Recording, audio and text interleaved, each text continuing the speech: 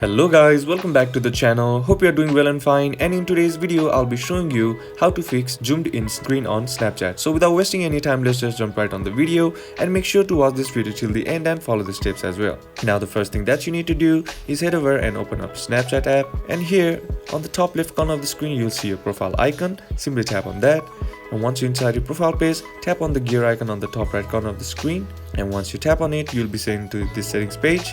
Scroll down, and then under additional services you'll have an option that says Lens Studio. Simply tap on that, and once you're inside Lens Studio, tap on the option that says tap to reset, and then tap on pair. And now pair the Lens Studio once again and then try again. And if that still doesn't fix the issue, then what you can do is head back, and here under privacy controls you'll find an option that says clear data. Simply tap on that, and now here tap on clear lenses, and now again tap on clear all lenses, then tap on clear. And if this doesn't fix the issue, then what you can do is go back, then tap on the option that says clear cache, then tap on clear and go back and try again, and that will fix the issue. And that's it for today's video guys. Hope this video was useful to you. Leave a like if it did, comment down below what the next video should be on, consider subbing to the channel. Thank you for watching. Bye bye.